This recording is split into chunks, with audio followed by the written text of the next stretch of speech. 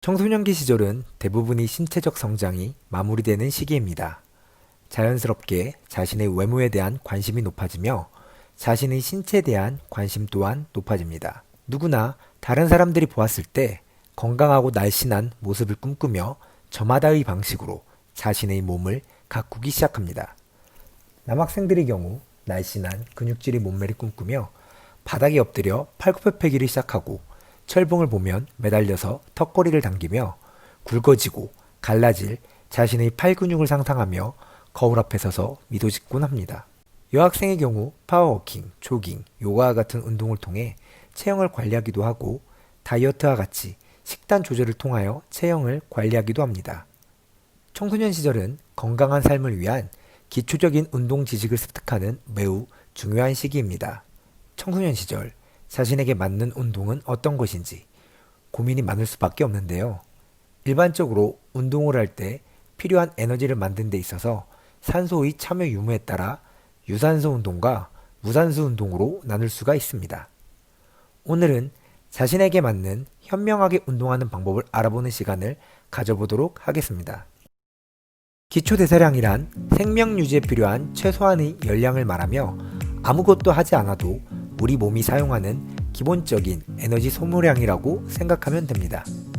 보통 하루에 70kg 남성은 1680칼로리, 50kg 여성은 1080칼로리를 소모합니다. 기초대사량을 높이기 위해서는 근육량을 늘리는 게 중요합니다.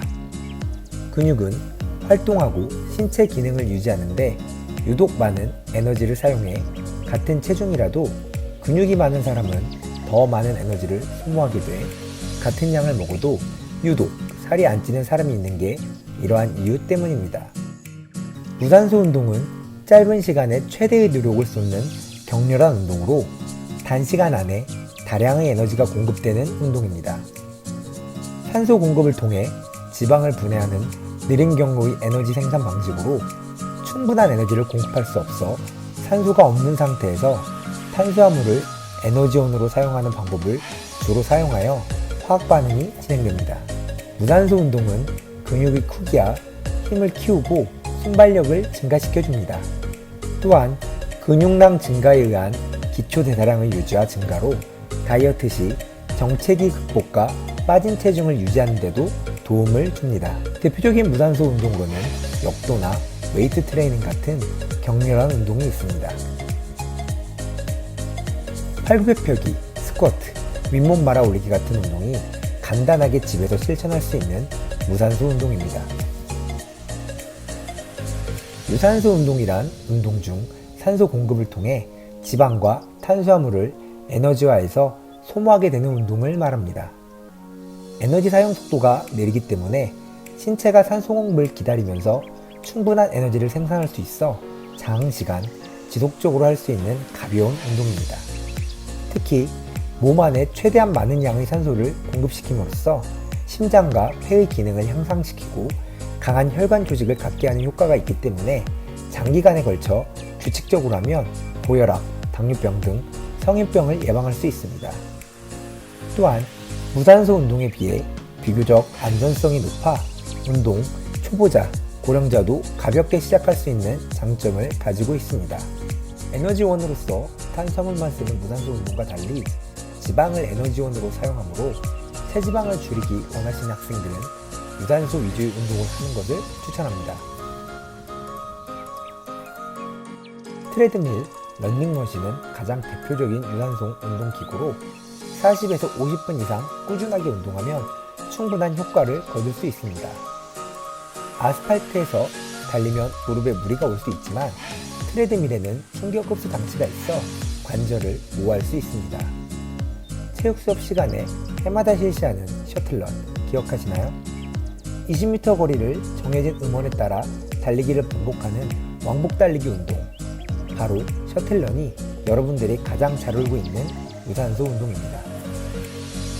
사이클은 자전거 형태의 운동기구로 페달의 강도를 조절하여 하체 근육을 단련시킵니다. 유산소 운동 중 칼로리 소비량이 적은 편이지만 무릎 관절에 대한 부담이 적어 관절염과 같이 무릎과 관련된 질환이 있는 사람들도 운동을 할 수 있다는 장점이 있습니다. 단, 유산소 운동에도 준비 운동이 필요합니다. 5분 정도 스트레칭을 실시하고 5에서 10분 정도 가볍게 무릎 관절을 움직인 다음 운동하는 게 좋습니다. 달리기의 경우 속도가 낮은 상태에서는 유산소 운동이지만 속도를 높여 근육에 충분한 산소를 공급할 수 없는 상황이 된다면 유산소 운동에서 무산소 운동으로 역할이 바뀌게 됩니다.